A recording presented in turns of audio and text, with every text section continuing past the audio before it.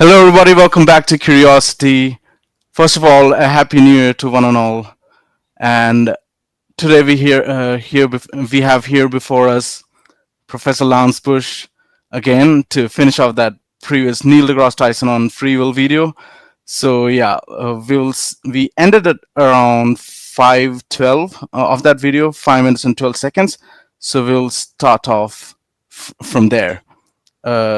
Lance, do you have anything to say before that?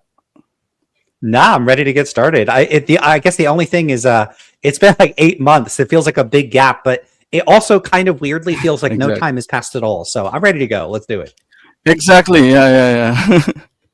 Okay, so I'll share the screen, and Lance, whenever you want, just ask me to pause the video whenever you want to. All right. Yep. Okay. So, yeah, we're good to go. The Arrival, right? Starring Okay, Amy. I'll start Be from- right or wrong. Let's just ask an opinion. In my opinion, I would like to have free will exist in this universe, even though philosophically it can be argued that it does not exist. Are you happy with a world where you perceive free will even if it isn't? Maybe. This has to do with the movie Arrival, right? Starring Amy Adams. Yes. Where if you know how your future is going to turn out, would you like to live your life anyway? Right? Mhm. And the answer is yes, I would. But Okay. I still would like to think that the future is not yet predetermined. No, but I know what it's different. I'm not saying it's predetermined and you know it. Mhm. I'm saying, would you? Did you have something to say on that? Yeah, a couple things. I mean, one is I do like that they're drawing a distinction between whether a position is true and whether you prefer if the position is true. I know that's a very basic distinction to make, but I do see in a lot of online debate spaces, people will moralize or make character judgments on the basis of a person's philosophical positions. So if you endorse some type of anti-realism, people will act will react as though you're saying something like, I only want to act on my preferences. I don't care if realism is true and it doesn't matter. And I'm just going to act on my preferences no matter what. As if people prefer that it's true. Now, some people might have a position like that. I actually do have a position kind of like that. But a person could like reluctantly endorse a position. Someone could say, look, I really wish there were these objective moral truths, but there aren't any. Or I really wish we had free will, but there isn't any. And drawing that distinction is important. I do like that people that are outside of philosophy will at times not fall victim to some of the rhetorical strategies that you'll see, at least in online debate spaces. Academic philosophers are less likely to make those sorts of errors. The other thing is that they mentioned the movie Arrival. The book that comes from, I think it's a Stories of Our Lives and Others. That is an amazing book. There's also a sequel to it, Exhalation. There's a series of science fiction short stories. Who's the author? Is it Ted Chang? I got to get that author. Yeah. Those are amazing. They're some of my favorite like contemporary science fiction. So well worth checking out. And they have quite a bit of philosophical content in them. So actually worth the reference to Arrival, because people might be familiar with the movie, but they might not be familiar with the books. And the books are 100% worth it. They're both on Audible. This is I'm not being sponsored, but just check them out. They're amazing. So if they reference it, I'm going to mention it. But All right. Tyson here makes a good addendum, which is there's a very big difference between your future being determined, like given the antecedent conditions, all the events that will happen necessarily, and you being aware or having prior knowledge of how things will play out. Those are two very different things. Yeah. It's a little weird for the guy on the right to say that he would prefer to live out his life if he knew everything that would happen, because he doesn't know everything that will happen in his life. So that's the kind of counterfactual where, like, what if he doesn't know this, but like in 1 year from now, aliens show up and they're going to torture all of us for the next 1,000 years? I wouldn't want that to be true. So when it comes to, would you prefer to like live your life even if it's determined, but you don't know what the future is? That's one question. You might say, absolutely. I don't know what's going to happen. I kind of like it. It's exciting. Who knows? Or you might just not care if determinism is true. Very different thing if determinism is true and you know your future, because now the question is going to pivot to, okay, but what is the content of the future? Is it a good future? Is it a bad future? Exactly. And it's important to draw attention to this because thought experiments have limitations. People think that they could just entertain any counterfactual and provide valuable information or insight into what they would do or what they think is true on the basis of entertaining hypotheticals or thought experiments. And often there's an open question about whether we can really fully simulate the relevant considerations in that thought experiment to really know what would happen. You could imagine not just a standard hypothetical in philosophy, like imagine, there's a lever and the switch and you save 5 people if you kill one. But if I said, imagine Napoleon hadn't invaded Russia, what would the geopolitical landscape of Europe look like in 2026? What the hell? How would anybody know the answer to that? If you're an expert European historian, you might be able to say, well, you're not going to get like the reforms to the legal system, or you would get these reforms in France and it would totally change, or Napoleon would have gone on to dominate Europe and we'd all be speaking French. Like you could make very general claims. Maybe if you know a bunch of history. I don't know a bunch of history, so I don't know what would happen. Those are so generic. I don't even know if they're substantive. But the point is, we don't have access to the counterfactual, so we don't know. And so someone says, imagine your future was determined and you knew what that future was. Would you want it or not want it? Well, now there's under specificity in the scenario. And the under specificity is, well, what's the content of that future? It's a bit like saying, here's a hypothetical. I've got a box with some food in it. Do you want to eat what's in the box? Well, it depends what's in the box. If it's cake, sure. If it's a box of razor blades, I don't think so. So sometimes people can present hypotheticals that are underdeveloped, and then they'll give an answer where the answer should really turn on the details that are not specified. Okay, so there's a few random comments. I could really make a lot of comments out of people talking for 5 seconds. You always come up with so quick analogies. Like it's so intuitive. Whenever you brought up the carton full of food, but we don't know the content of the carton, what kind of food it is, right? You always bring up those quick examples, and they're really witty as well, and that's what I so like about it's quick to understand, and the way you bring up those examples. Okay, but now people are going to spend time in the comments because you're praising me. Nothing like that. So. Is it a good thing to talk for 10 minutes about 30 seconds of content? I don't know. Some people like it. Maybe some people think it's a bit too much. Okay, but it's not too much for me.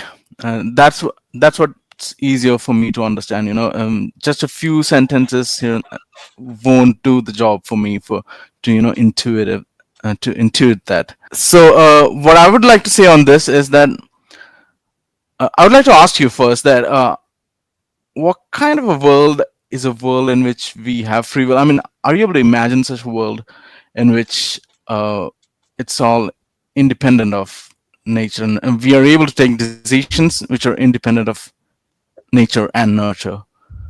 Are you able to imagine such a world? I mean, no, I'm not able to imagine that. I don't know that that's necessarily required to have free will, though, because you do have the compatibilist accounts that would just say, things are determined and we have free will. So I mean, that's just I was actually talking about libertarian free will. Right. So, I don't know what that would look like. Like, does libertarian free will make different predictions about how people act? I'm not sure proponents of libertarian free will think that it does. That's going to be a bit of a problem, though, because you're going to run into one of those tensions where if the world wouldn't look any different if we had libertarian free will, why would you want it, and why would it be of value? And if it would look different, how would it look different, and why would it look different? And so, depending on how they answer, I guess you would explore different routes with that question. But you should get somebody that is really into libertarian free will, because they're going to have insights that I would be unable to have. Yeah, I'll see. I'll try to bring on some libertarian proponents as well, just so I don't stick to like free will skeptics and like-minded people like you and I. Yeah, I'll try to bring them on as well. Maybe I was thinking about having a debate with Mike Humer himself on free will, but that didn't happen so far, because what I was thinking is that I wanted to strengthen my philosophy of consciousness, which I think you can help me do that, because I do have sympathy towards the position that you subscribe to, which is I think eliminativism. If I'm saying, Is that correct? It's in Or the ballpark. There's a family of related or is views. that There's illusion? quietism, eliminativism, and Yeah, illusionism. Yeah, if you want to get caught yeah, up to speed on illusion. that stuff, I mean, I think people should just sit down and get through Consciousness Explained. I think it's worth the journey. But right now on Substack, there's a bunch of blogs. I could talk to you later because I'm not going to remember the names off the top of my head. Yeah, There's a bunch of sure. people defending illusionism on Substack right now, and they've Mhm. got a lot of really great coverage.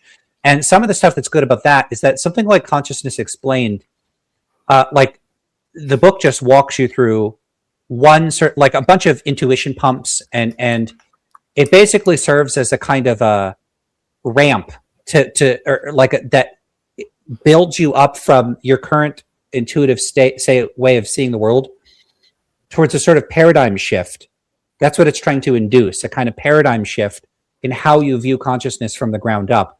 And it's a lot to get through. And often the punchline is not quite so straightforward in Dennett's work as you might find in some of the sort of a derivative and subsequent work that's built on top of what he's written. And so a lot of the people on blogs, that format really puts pressure on you to put things in a shorter and more concise way. And there's a lot of really good stuff on there. And there's people that do philosophy of mind or read a lot more about it. I'm very rusty. I haven't read much philosophy of mind in years. So those are the people you'd want to go to, people that are up to speed on where philosophy of mind is at and where neuroscience stuff is at. I'm not, but I mean, I'll do what I can, but I'm not the specialist on that by a long shot. I haven't read Consciousness Explained so far. I'm thinking about doing that this year. I mean, so that must be a good starting point. You're saying, right? Into illusionism. Yeah, I mean, so Dennett is the person that pioneered the view, as far as I know. And Consciousness Explained is kind of his magnum opus. It's the big book. He's got quite a few smaller books, and some of like Elbow Room, which Elbow looks at free Room. will. And he's got he's got what's that other one? Darwin's Dangerous Idea. That's a cool book. And he's got a few others on consciousness that are shorter. And a lot of it is repackaging things. I think he has one against religion as well. Yeah, he has Breaking the Spell. Yeah. Which is his one against religion. Breaking the Spell, yeah, exactly. Right. Yeah, I don't know how much I'd say it's not like I like to know. He was kind of lumped in with the Four Horsemen with Hitchens, Dawkins, and Harris, but Breaking the Spell didn't have quite it wasn't an antagonistic screed in the way A God Is Not Great or The God Delusion are, or End of Faith. Where all three of those I would describe as aggressive and in retrospect somewhat unfortunate polemics. And Breaking the Spell is more of a like, let's look at religion from a sort of natural perspective, which is what I think would have been far more in Dawkins's wheelhouse than just him having a sort of embarrassing foray into philosophy where he didn't do very well. Whatever. Right. I mean, yeah, I've read God Delusion. It's a bit too aggressive when I think about it. The time I read, it was very revolutionary for me. But yeah, when I look back at it, like, it's a bit too aggressive, and a lot of things are wrong as well. In which I don't. A lot of it is just kind of superficial, and I think that's unfortunate because The Selfish Gene had a big impact on me. Very lucid explanations of evolutionary theory. When Dawkins is in his element, I think he does quite well. I know he's not popular these days with a lot of people, but there's just the question of, is The Selfish Gene a good book? The answer is yes, it is. Is it correct by contemporary standards? People chip away at science. They build on it. They correct on things. But exactly, putting the modern synthesis into extremely lucid and accessible, or relatively accessible form, I think is quite valuable. And it's an important book. So the first 30 pages itself, like, it was mind-blowing for me, in which he starts off with the very elementary particles and nucleotides, peptides. He uses there's a term called fecundity as well. I don't even remember what that means right now. When I think about it, I'll have to search that up again. But the fecundity and all that, he just brings us to that world, which kind of, let's say, the RNA world, the hypothetical RNA world that used to be that might have been the case during the early Earth years. And yeah, it's really fascinating. The first 30 pages of the book itself is really fascinating. And then he explains game theory in the later phases of the book. Yeah, it's a really significant book in science, in my opinion. Yeah, another great one is my favorite, just because I think it's just a good read, is Ancestor's Tale. I don't know if you've read that one. No, I haven't. Is it Dawkins? It's a very large book. It's probably his longest book. I'm not sure. Okay.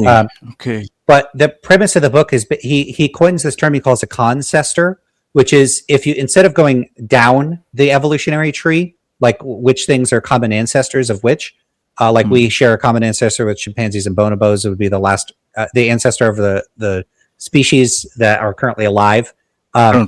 Which is what, 6 to 8 million years ago, something like that. But what he does is he goes, okay, well, I'm going to go backwards from here to where we split off from chimpanzees, and that organism, that's our consestor. So he goes backwards up the evolutionary tree from humans all the way to the origins of life. And each point he like reconverges basically backwards on where there was that branching off point. And at each point he pauses there and then talks about that organism and the context in which it would have evolved and the circumstances and the details and stuff, all the way back to like abiogenesis and the origins of life. It's a super cool book. The concept of the book is really cool. It really gives him a good like a good structure for shifting topic from one chapter to the next, and it's cool. Lots of anecdotes, lots of focusing in on specific things. It's just cool. So like selfish gene is like hierarchical from top to bottom. This one is like bottom up, right? So, yeah, this is like I don't know if I would contrast them in that way. I don't think that they're like structurally like reversed, but it's a very different structure for a typical book. Okay, that's in my list as well from now. So you've given me Consciousness Explained. What was that? Arrival, and this one. What's this one called? Ancestor's Tale. Yeah, I don't remember if it's Ancestor's Tale or The Ancestor's Tale, but the science fiction stuff. Arrival. I don't think that's actually the name of the story, but in any case, maybe it is the name of the story. It's in a volume of short stories called I think it's called Stories of Our Lives and Others. And the funny thing about it, that's one of my, I like the movie, but that was one of my least favorite stories. It's a good story, but it's one of my least favorite in the book, not because it's bad, it's good, but because the other stories are just, I like them more. So it doesn't really have any weak points. I thought all the stories in there were good, and they're all quite different. Like Black Mirror has this consistent vibe to it much of the time. There's a bit of variation, but the Exhalation and Stories of Our Lives and Others, the stories are often quite different from one another. All right. I think we went off on a tangent there. Whatever. Yeah. Well, we get to do what we want, doesn't right? matter. Yeah, exactly. And that's the fun part of this podcast with Lance all the time. Like, we go to places like we don't even know, and then we come back to free will or metaethics or whatever. So yeah, I just wanted to say that I share your views. I don't know whether you share this view that like suppose free will exists. You know what I think?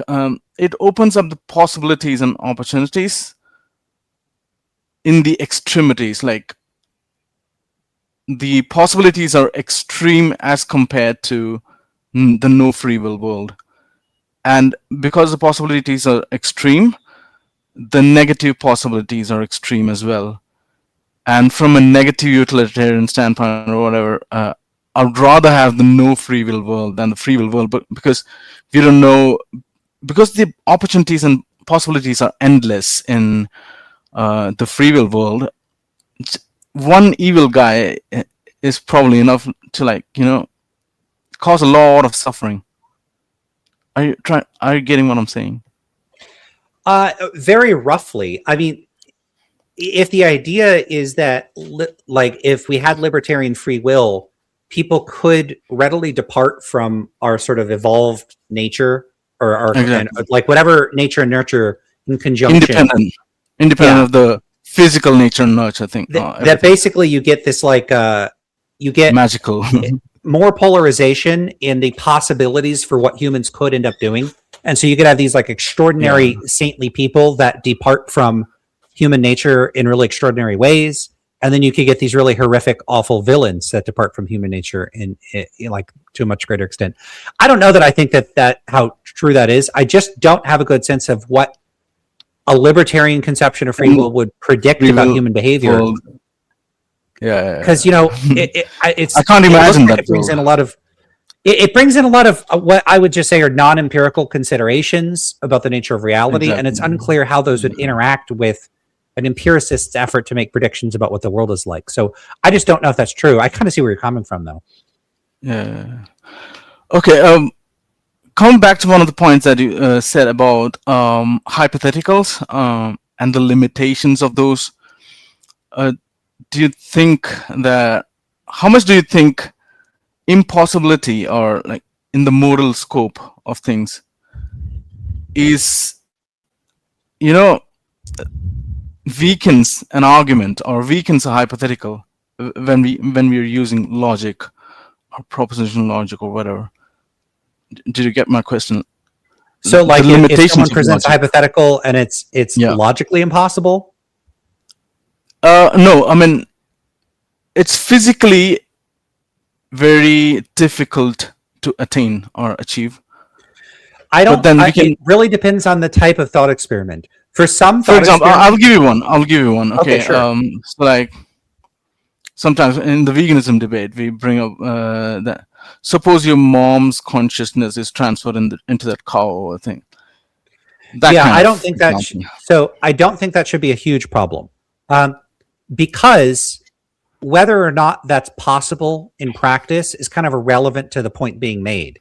So those thought experiments are typically intended in most contexts, like with veganism, to explore consistencies or potential inconsistencies in what people value and why they value it. So what they're used to do is sort of peel back the sort of external layer of the things that we are typically familiar with to look at the underlying principles and for why we think what we think.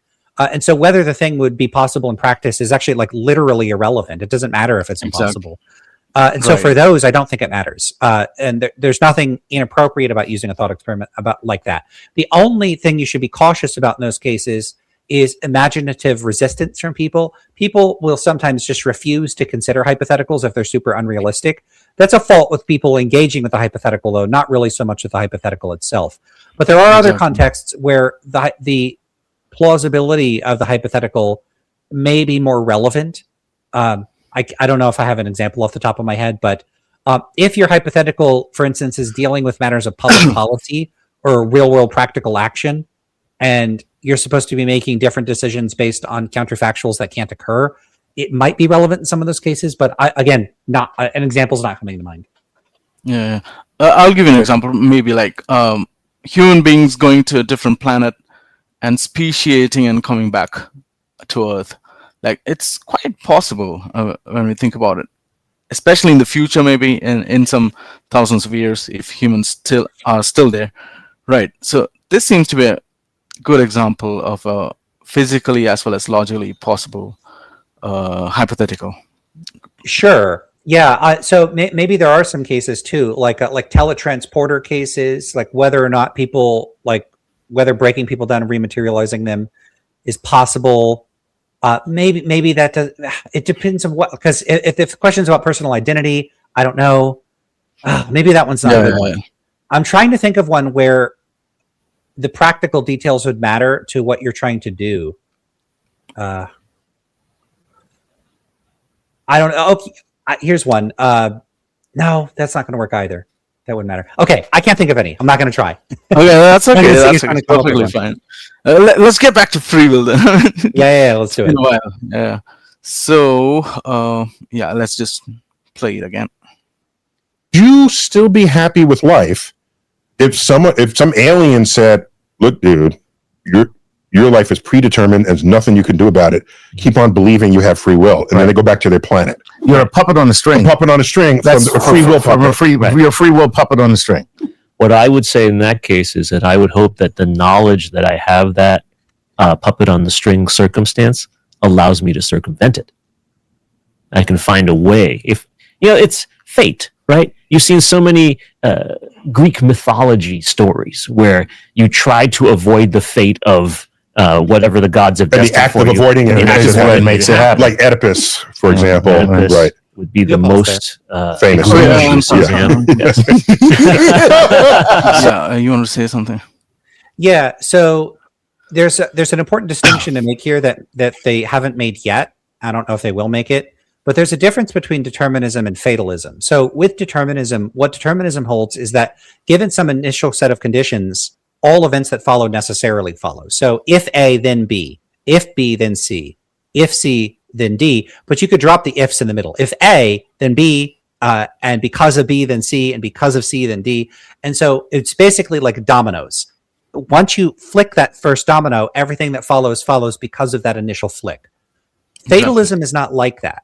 With fatalism, note the stories they're describing, like the Greek stories, like you're going to die by your father's hand, or you will drown in the ocean. Those are more like that movie series like Final Destination, where it's not that given some initial set of conditions, everything that happens necessarily happens. You actually have wiggle room in between. It's just that there's an inevitable outcome. So it's more like if A, then okay, it's not even if A, I guess. No, it's more like D. That's the outcome. D. Now you can do if A then B then C, or if X then Y then Z. You can do whatever you want. It's still going to end with D. But D. Too bad. Yeah. So Yeah. there's no way to avoid that outcome. It's just that you're going to wind up there by different means. Now you could imagine a scenario where you just happen to know the final point of a deterministic thing, and then there's the one possible history, and so you're going through the A, B, C, all the way to D, and you're trying to avoid it, but the events that necessarily follow are the events that factor in the fact that you're trying to avoid them. That's what you were going to do all along. Something like that. It's possible to construe an inevitable outcome in a way that's consistent with determinism, but it's not so clear that every conception of fatalism is necessarily deterministic, but rather it can allow in principle for there to be wiggle room in the middle. It doesn't look like they're drawing that distinction. Determinism is not the same thing as fatalism. It's not saying that here's an inevitable outcome that will happen no matter what precedes it, precisely because determinism holds that that outcome is necessitated by the specific set of events that precede it. So it wouldn't make any sense to say that if those events didn't occur, that the outcome would still occur. That's not how determinism works. Determinism is basically this massive conditional. If A, then B. Then B. Whereas fatalism is more B, like then just B. Just B. If A, B. just B. If C, B. If D, B. It doesn't matter. Yeah. It's going to be B no matter what. And those are different. Yeah, I agree. All right, let's get back to it. But you know what, Lance? By the end of the video, we'll kind of identify and recognize is that they're a little bit naive on the topic, not well read, not philosophically adroit and astute, especially the red shirt guy. Okay, whatever. Let's start over just again. to comment on that. So the bottom line is, yes, I would still. Yeah. So sorry. What was that? They don't have to be. Look, they're enthusiastic. Yeah, they're getting of people course. talking about it. Exactly. It's frustrating that they could have done a little bit of research or read up on this. And there are some criticisms you could level at people. Sometimes people outside of philosophy feel like they could just talk about philosophy. Well, of course they can. They can talk about philosophy. Yeah. In some ways, I'm also doing that. I'm just a self-read person, so Sure. autodidact. Yeah. But it does seem like people consider philosophy everybody's topic, and they don't consider other fields like that. And in a way, I think that there's some truth to that. In another way, though, I do think that people would benefit from learning a bit more about topics rather than speaking out of a certain degree of naivety. So on the one hand, I like the enthusiasm, and I think it's good to engage in the topic. And the other, I do think that they're not super well informed about this. I don't know that that's a big problem, though. I don't know. Yeah, it's not a problem at all. They can do that. All right. Be satisfied with trying to do something different, because even the illusion of trying to do something different is in itself a form of free will. Physics wise, though, it's not. That's the challenge. Yeah. Right. Yeah. So Neil, if you had to right now decide that free will does exist or doesn't exist, what would you prefer? My thinking over the recent years, because I didn't used to think about this at all. My thinking over recent years is leaning towards the absence of free will for practically everything we think and do in our lives. And I base that on the fact that over time, things that we have done as people in our species at one time was, you are totally to blame for that, or something you did, or something we've learned, no, this person is more susceptible than you are to addiction. Right. There's a biochemistry there. This person cannot just be made the life of the party because they're on the autism spectrum. They don't control that in the way you might think they should, just because you're the life of the party. As you add up all of these things, let's go back to epilepsy, where before that was even a word, you were occupied by the devil. Did you do something bad? Or, well, you knew it was not everyone knew you were not in control of it. But today, no one is saying, did you have the free will to not have an epileptic seizure? Of course not. Do you have the free will to not be depressed? The person who's ready to jump off the bridge, in that instant, do they have the free will to not jump off the bridge?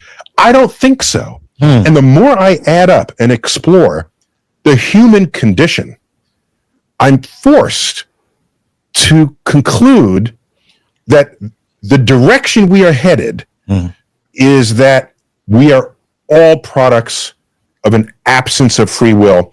And as a result, society needs more compassion for people who do not otherwise fit in. See, I have the exact opposite position in my own mind. I feel that it is because of the absence of free will that you see in most behavior, that it is that 1% of free will activity that moves us in the right direction, bends us toward compassion, takes the arc of history toward justice. But you might have something to say about that. Yeah. So Tyson has this reaction to, we don't have free will, and so we should be compassionate towards others. Now, this kind of attitude does exist in the literature.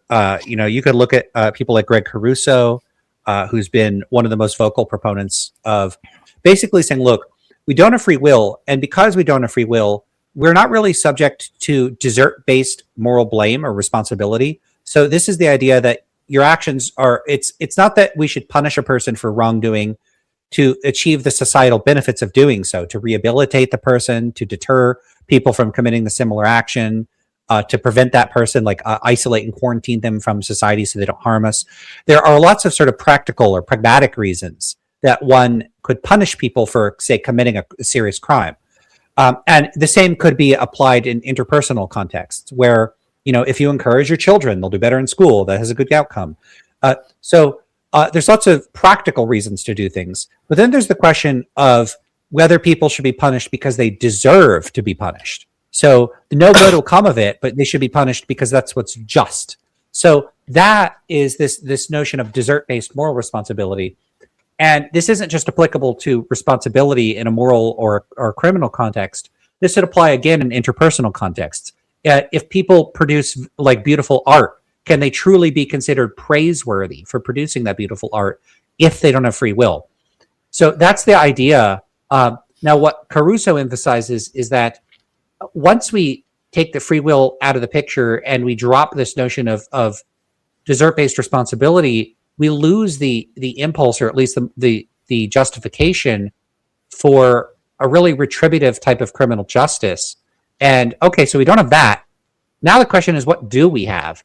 I don't think that compassion necessarily follows, because now you're bringing in what you could say is like an auxiliary philosophical position. Nothing follows from the mere fact that we don't have free will.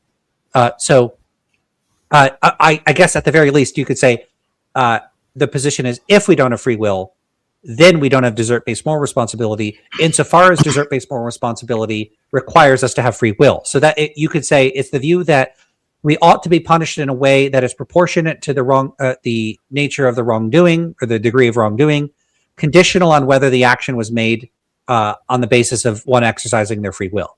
Well, if we don't have free will, then we don't have that. Fair enough. But then the question is, what do we do if we don't have that? And that's consistent with doing just about anything. You could say, let's just punish people anyway, in exactly the same way because we like to and we're sadistic. Ha ha ha. You can do nothing. Anything follows. So although the absence of free will may have certain kinds of entailments for certain moral positions, like desert-based responsibility, it doesn't in and of itself carry additional implications along for the ride. Those might instead be the sorts of things one might naturally gravitate towards, or one would need an additional argument or consideration in favor of. So one thing I think is pretty clear is that it would be pretty silly if it turns out libertarian free will, we don't have that, and we don't have a basis for desert-based responsibility, that, I guess we got to let everybody out of prison, and if someone wants to burn a house down, you just let them. None of that follows. It's that nothing in particular necessarily follows. You have to bring in other considerations. So sometimes people take this naive reaction, and that doesn't follow. And I am somewhat pulled towards the idea that, look, I don't want people to be thrown in prison or punished or blamed because they deserve it. I want us to get something out of it. I want that person or society. There should be some practical reason to do it. It'd be very strange, even if you are in favor of retributive punishment, to punish people in a way where you're like, look, we got to punish them and they deserve it, even if it would be to the detriment of everybody. Imagine if the only way to give a particular person a just punishment costs you like $1 million a day. Would that be worth it? Well, probably not. You might say, okay, but what if it deterred massive amounts of crimes that exceeded the cost of $1 million a day? Great. Now let's do it. So you see, practical considerations are, for me, what's sort of natively relevant when considering these sorts of things. But it does look like, and I won't say I don't have retributive impulses. So it's natural to me to care about practical stuff. It's also natural to me to have those retributive impulses. If somebody, does some horrible, like they do something horrible. I don't even want to give examples. People are complaining lately about baby torture examples, but okay. So imagine a person tortures a bunch of babies. See, someone's going to complain about it. I don't just want to go, well, let's consider the practical consequences of punishing them. No, I want them to get it. I want justice. But I'm not that drawn to act on those impulses. Not really. I still ultimately want punishment to serve some valuable end. And so I think that the shift towards compassion that Tyson is expressing is really natural, but it is important to consider it in the context of the rest of one's philosophical views. I already forgot what the other person was saying. Do you think you could maybe take it back a little bit? I'll take it and, back. You might have thoughts on this too. Do you have stuff to say? Yeah. What I wanted to say is that, like, naturally, most of the sane people would tend to compassion once they get to realize that libertarian free will doesn't exist. So, because most of the people would tend towards compassion, and that's what's better, what a better society would be, in which retributive punishment isn't there. I mean, desert-based moral responsibility or desert-based punishment isn't served in the future. So my leanings are towards a little bit more lenient kind of justice system, and considering the fact that free will doesn't exist. So yeah, if most sane people have that tendency, then it's better. And it's kind of a rational conclusion. Free will doesn't exist. Desert-based moral responsibility doesn't exist. Desert-based retribution doesn't make sense. Revenge doesn't make sense. Retribution doesn't make sense in that way. But yeah, just like you said, it ultimately does depend on your preference. And one might say that despite free will not existing, I just still want to take revenge on him or give retributive punishment to him. But that would be like minority of the people. Don't you think so? Yeah, I don't think a lot of people are going to have a really aggressive reaction to people not having free will. There is an academic once they actually understand that free will doesn't exist. Once they actually understand that. Yeah. You could get people saying we got to let everybody out of prison. We have no justification for anything, and that I think is a weird overreaction that doesn't follow either. Yeah, that's true as well. Yeah. So it does depend on your preferences and attitudes. Like if someone is a utilitarian, you think about it consequentially, or what kind of consequences are produced out of that. And if you're a deontologist, maybe you'd say that the revenge makes sense. Simple as that. I mean, it doesn't matter. Free will doesn't exist. That person has the right to take revenge against one who committed the crime. Maybe deontology says that as well. So it ultimately depends on your preferences and attitudes. But yeah, most people would gravitate towards non-retributive justice system. Like you agree. Yeah, that's all I have to say. Let's continue. Going back to what Neil just said, there are people who actually suffer from personality of the absence for people who do not otherwise fit in. See, I have the exact opposite position in my own mind. I feel that it is because of the absence of free will that you see in most behavior, that it is that 1% of free will activity that moves us in the right direction, bends us toward compassion, takes the arc of history toward justice. I just find that to be strange. Like 1% of actions are made out of free will, but the rest aren't. I don't even know. I don't know exactly what he means by that. The idea of some free will, not all free will, some free will exists. I mean, that's very vague, and yeah, that's what I was saying. Like, it doesn't explain anything. Like, where do we get the some free will? Where's the boundary? After what? Yeah, are like we on autopilot most of the time, but on occasion we exercise free will, or is it that 1% of people have free will? And if so, how are they different from other people? You know, the compatibilist account can handle these sorts of scenarios pretty well. I don't know how a non, like some sort of libertarian account would handle it, but yeah, it's just vague. I don't know exactly what he means by that, so it's hard to engage with that. Yeah, we have some kind of free will. So, just a second. Okay, let's continue. Do you want me to continue, or do you have something else? To go. No, I'm good. But then, going back to what Neil just said, there are people who actually suffer from personality disorders, that suffer from brain disorders, where they can't do what you just said. They can't express compassion. They can't move towards the day when no one even thought to analyze it that way, as a brain disorder. Yeah, you were just an a-hole. Yeah, exactly. That was it. Now, if they can't, you can. You can show that person compassion or understanding, and therefore free will as an entity exists. Charles, you're drawing a line even if that I have seen be in constant motion.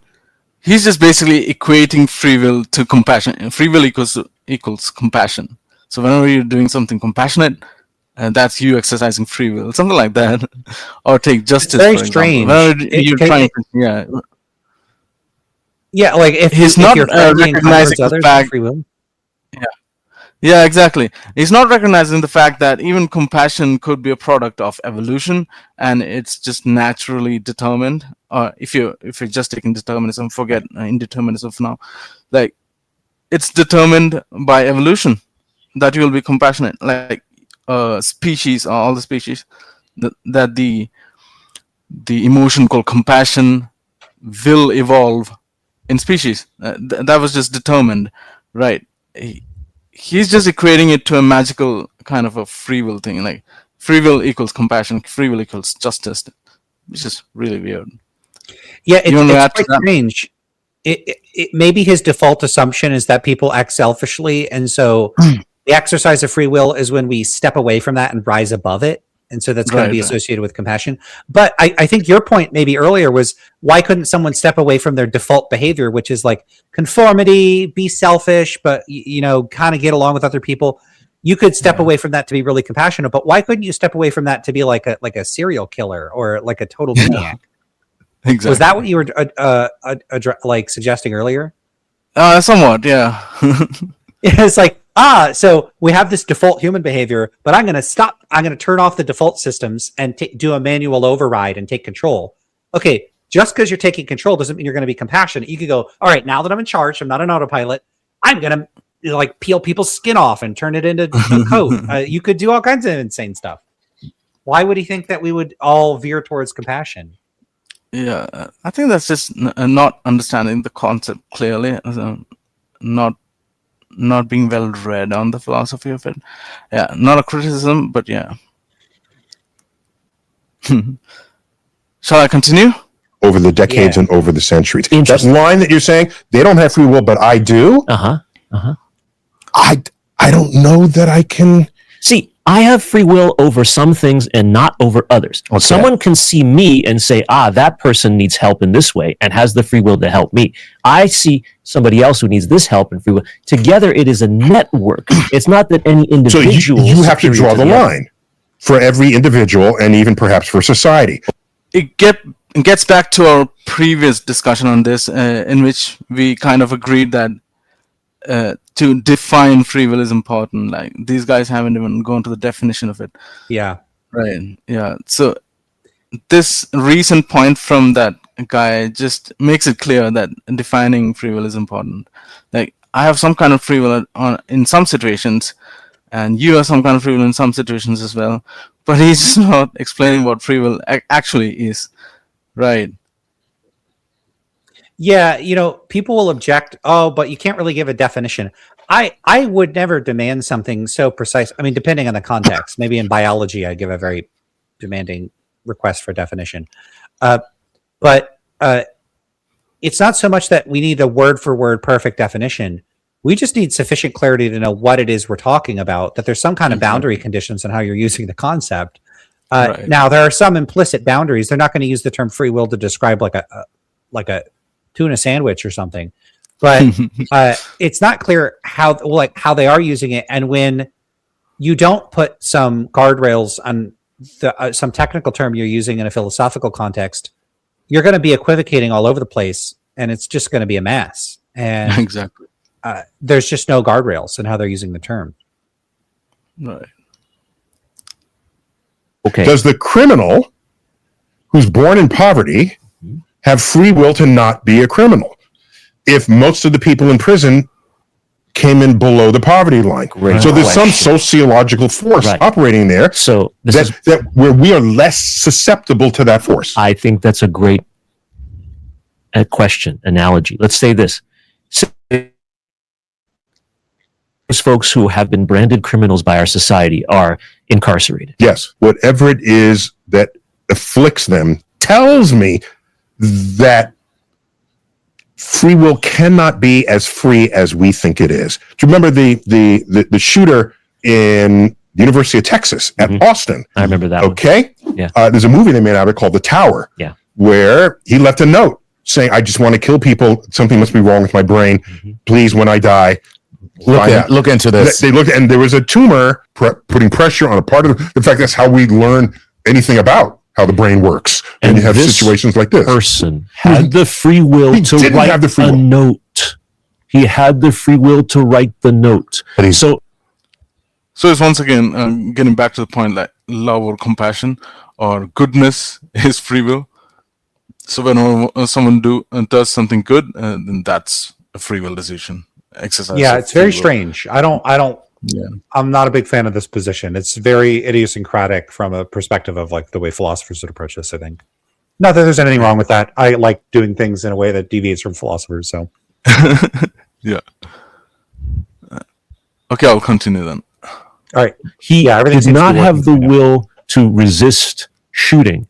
But that's the line that you were talking about is a partial one. Why isn't that line always in motion as we learn more and more about how the mind It works? is. It is. Okay, so then maybe it's a line of convenience today, but tomorrow we're going to find out, oh my gosh, that person has no real free control It's over their behavior, over their personality, It's- over their tendencies, over their treatment of others. it's not a line of convenience. It is, in your words, a perimeter of ignorance. When Newton said we couldn't explain certain things, Right. God must have done it. Of course. That's a God of the gaps. Of course. That delineates what we don't know. The line you describe, I hope, is in fact that perimeter of ignorance which we slowly are moving toward and moving so that we do understand what the true nature of free will is. So this is where people will push back. Most people are concerned not about the actions, but the consequences. So what they're thinking about is the punitive response to someone who does something wrong. And is a punitive response a deterrent for somebody doing something wrong or doing something wrong in the future? Especially if they don't have the free will. Right. So there's the other side of this entire analysis is how does society interact with people who are being brought into the circle day by day. We're learning what we have control over and what we don't, biophysiologically, intellectually, emotionally. Yes. Why do people need anxiety meds? Or do they have the freedom to not They have be children. anxious? That is why. That is why I'm taking them every day, and I got 3 reasons that I take them every day. Some kids need them because they have parents. Oh, I'm just saying. Very nice. Okay, so Charles, if we're going to exit this conversation, if we find a point of agreement, it's that this perimeter of ignorance, we recognize inside the perimeter there are forces operating against free will. Yes. Our physiology, our neurochemistry, and physics. Yes. That surely that perimeter may grow. Yes. But it's possible that there's a limit to how far it will grow. Yes. Beyond which we have to admit the existence of free will. Yes. Okay, I'll give you that. There Very nice. we are. That's a great. What was that? That's a big no-no that they're ending on. So they seem to be suggesting that if we happen to know the causal explanation for some event, then it's not the product of free will. But provided we don't know, then we have free will. Does that mean if you had a society of people that were like total idiots and didn't know how to predict anything, that we'd have like insane amounts of free will? Insane amount of free will. So it seems like 15,000 years ago we had more free will than we have now. Right. So like as we learn more about neuroscience, we keep decreasing the amount of free will we have. I mean, they're doing this thing. I hate to say this because I know like William Lane Craig does this and a few other people they're conflating epistemic considerations with metaphysical considerations. They're conflating considerations about what we're in a position to know with considerations about what's real or what there is. Exactly. And they're doing so in a pretty flagrant way here. So that's a big no-no. And they're like all excited about it. About what they do. Now it's nice like interpersonally. Oh, that's the conclusion. Here's the conclusion. Yeah. So they're all excited about this, and it's just a blunder. Yeah, exactly. This is what I was talking about when I said when we end the video, we'll recognize how naive they were. Okay. Yeah. That's It doesn't have to be absolute in one direction or another. It's a bit more fluid. Okay. I'm okay with that. Right. There is uncertainty in the universe. I embrace it. I'll tell you this much. I've been married for 20 plus years. I do not have free will. On that note, Chuck and Charles, thanks for helping us with this explainer. Awesome. On the perspectives, let's call it, but emergent perspectives on free will. Neil deGrasse Tyson. Okay, all right. the So they're never going to see us talking about this because we're nobody. Exactly. But if they do, I have no ill will towards. I'm a nobody. You're not. Okay. I There's a don't lot to have go. any subscribers. But if they ever see this, nothing. It's absolutely nothing personal. I just do critiques of perspectives and views. My goal is largely educational at this point. I just want people to understand the philosophical concepts I care about. I mostly don't focus on free will. I focus on meta ethics, but I want people to accurately represent views. I don't really think that they did a great job here. It's a friendly conversation. It's an enjoyable conversation. But if you're talking about topics and you don't know a lot about them, I'm like Tyson does a lot of education stuff. I don't know who the other two people are. Presumably they are interested in that too, or do that. The other one is just a comedian. Okay. The one in the middle is just a comedian, and the right one is an astrophysicist. I'll have to look up his name. Well, I don't like. Let's say I went and gave a lecture, or I had just a random conversation. Like you and I started talking about astrophysics, and I just made blunder after blunder. Like I am suggested, I don't know, Mercury was bigger than Venus, or that's a stupid mistake. But like I made various astrophysics mistakes. I did them I articulated them with confidence. they could rightly point out I could be misleading or misinforming audiences. And when they do that, when it comes to the topic of free will, they could be confusing or misleading audiences. And if you're an educator, you have a responsibility to not do that. I have a responsibility when it comes to topics I don't know that much about to shut the hell up, to not make big blunders, or to qualify what I say. Sorry, I don't know why that sounded so harsh. To qualify what I say with appropriate caution. I didn't see those qualifiers there. And that concerns me a little bit, because it's good when people talk about philosophy. I like that. But when they make a bunch of mistakes and they do so without any self-awareness that they're not really super knowledgeable about the topic, they can be misinforming people. And you can misinform people about philosophy just as much as you can about astrophysics. It's not a topic where just whatever you say is legitimate. You could just say things that are wrong.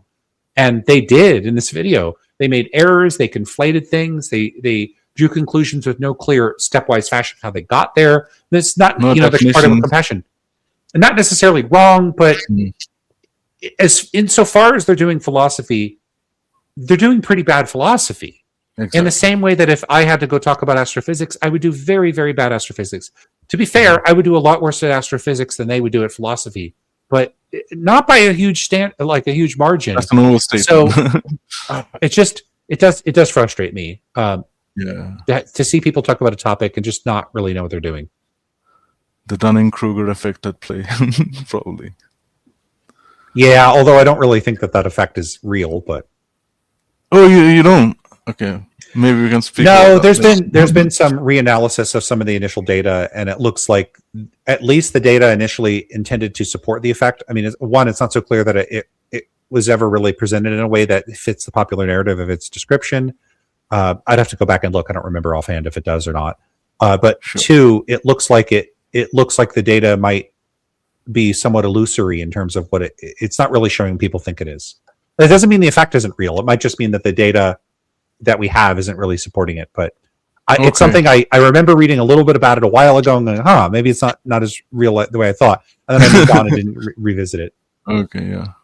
That's happened with so many phenomena in psychology that I can't even keep track anymore. So can you give me a few more examples? Yeah, so ego depletion was a big thing. This idea that willpower is like a muscle and it wears out. That was Roy Baumeister and other people worked on that. Turns out that that's almost certainly not true. They've done big attempts to find evidence of that, like really, really, really big studies, and they found very minimal effects. It's not a real phenomenon. Another one is nudges. So this idea that very small changes can induce changes in behavior, and that at scale, this could have significant societal impact. So changing where you position food in a buffet can like get people to eat healthier food, that kind of thing. They've done a lot of research on trying to find these effects more recently, and they're basically negligible if they're real at all. I tend to think negligible effects oftentimes are. So they might be small effects, but it might just be an artifact of like publication bias or something like that. I mean, it's going to depend on the particular set of studies, but I think basically nudges are either negligible or not real. And then there's a variety of other things. Power posings, this idea that like posture can influence subsequent behavior in significant ways. Not really. Okay. So there's been a bunch of examples of these. And another one. Do you think manifestation bullshit that you see these days? Well, that sounds pseudoscience nonsense to begin with. Yeah, exactly. So that's. I don't think that was ever a part of canonical psychology in the first place. Yeah, right. Cognitive dissonance has been under fire. So even something as established as that doesn't seem like it holds up to scrutiny very well. So. What else? Maybe terror management theory. I think I remember someone pointing, but I didn't look into that. So, but a lot of reasonably well-established paradigms have really not held up well to scrutiny, and often one-off studies. So there was, like, since we're talking about free will, there was this really prominent work by Voss and Schuler, and what they purported to show was that inducing reduced belief in free will would increase unethical behavior. I think it was lying and cheating. Basically, people misreporting. They would do a test and then they would score themselves. But you could get, or did they score themselves? There's a couple of them. One of them, basically what they had you do is They said, hey, there's a problem with the computer. It will display the correct answer if you don't press the space bar. So you have to press the space bar or else you cheat because you get the answer. And then they looked at the number of times people did that. The other one I think is people could take money and then the basically pay themselves for how many answers they got right.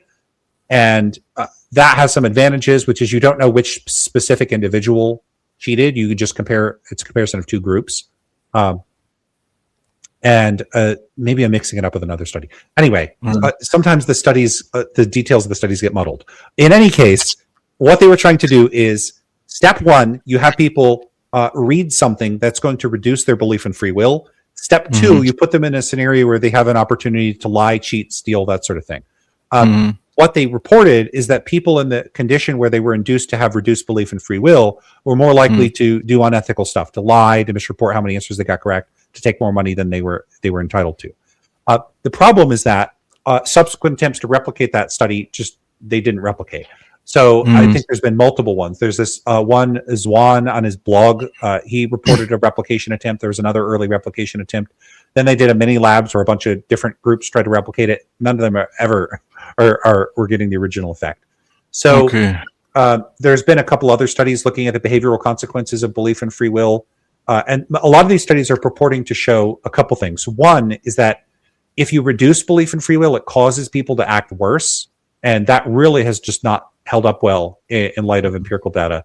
And then the other, quite likely that could be something to this. It hasn't been debunked quite so thoroughly, although I have reservations about it, which are negative correlations with free will. So free will, the less you believe in free will, the more it's correlated with like drug addiction and bad behavior and a sense of purposeless and meaninglessness in life. So it looks like lack of belief in free will is associated with a bunch of bad stuff. It doesn't mean a lack of belief in free will causes those bad outcomes.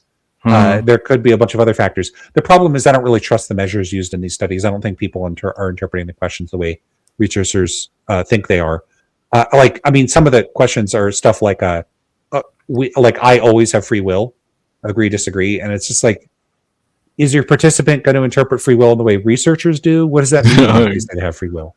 So there's a bunch of problems with those. But hey, I just figured I'd make it relevant to what we've been talking about. Right. So I can imagine a lot of such studies. I've read a few from school as well.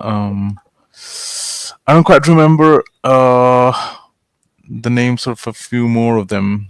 But yeah, there is evidence for both kinds of data related to free will. Like it worsens behavior as well as it improves behavior, increases compassion. And on the other hand, the tendency to cheat and lie increase. All these studies exist, but yeah, I think we need an even better extensive study on all this. Don't you think? I'm not so sure. I'm pretty skeptical. So it really depends on what you're trying to measure. So part of the issue is that psychological constructs, like what you're studying in psychology, is not like a physical object that you could hold in your hand. What we have to do is infer the presence of certain sorts of patterns or dispositions to behave and respond in particular sorts of ways on the basis of people's responses to various kinds of stimuli, whether it be observational data or data gathered in an experimental context. And so what we do is we gather data and then we say, okay, well, here is some phenomena I'm going to propose to account for this particular disposition or behavior. A very straightforward one, memory. Can you test people's memory? You absolutely can. I could bring a person into a lab, give them 3 random words, I don't know, cranberry, duck, yacht, and then say, all right, I'm going to come back in 10 minutes. I want you to report those words to me. And they have nothing to write them down with or something like that. Will they remember the words? Yeah, most people will. Maybe some people go, was cranberry, duck. What was the last one? So you could test people. Often people in actual studies, they give them digits. So like 6834222, something like that. So you could test memory. And now you might posit, hey, are there structures in the brain associated with the storage and retrieval of information for use at a later date? Yes, there are. And we can isolate specific regions of the brain associated with memory. There's been a bunch of research on that. So memory is like a real thing this stuff can do.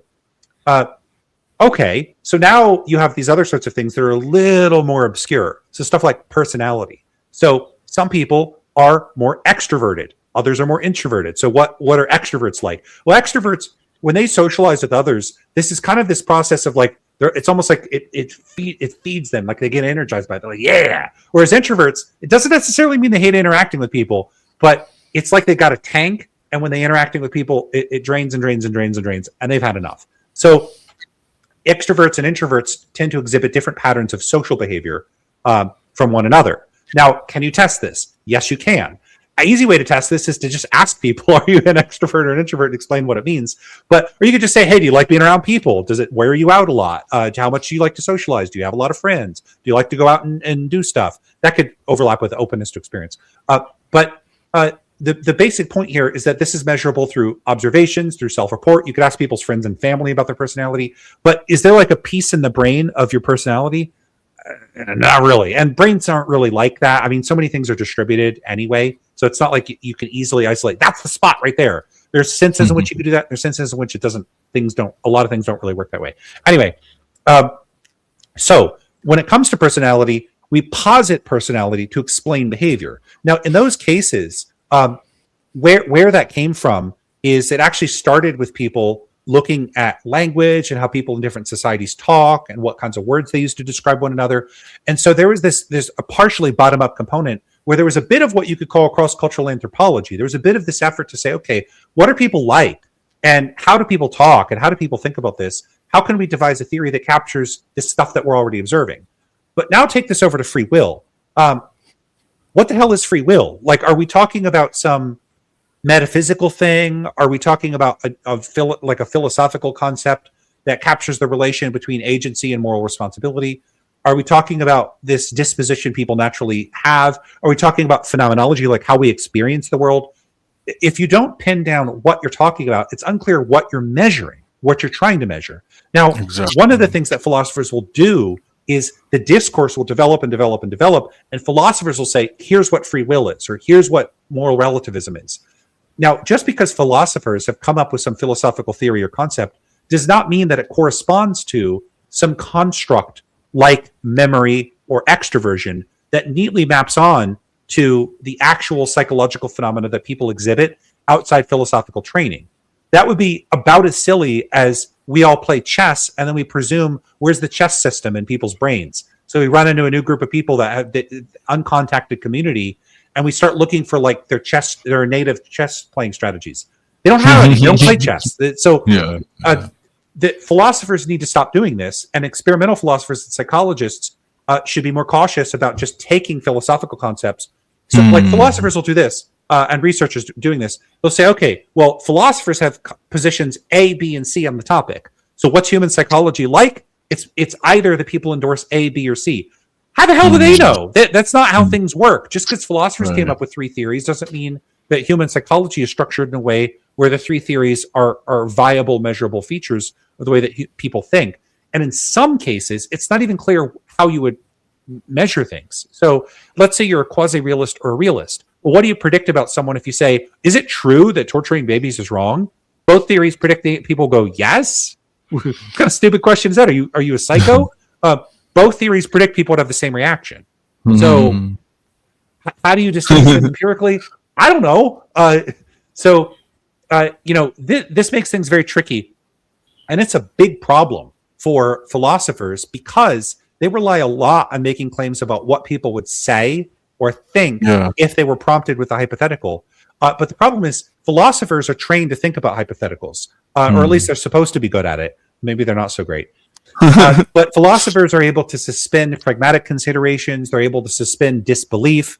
So, for instance, in the trolley problem, in the footbridge version of the trolley problem, the idea is, okay, there's a person, they're a large person, you could push them off the bridge, their body will fall, they'll splatter on the ground and die, and their body will stop a train from hitting 5 people. Should you do that or should you not do that? Now, when this question was actually posed to people in a psychological context, like research participants in studies, not philosophers, and they explicitly told the participants, the body is going to stop the train. There's 100% chance it's going to work. At the end of the study, they asked them how much they believe that, and a significant number of people were like, yeah, it wouldn't stop the train.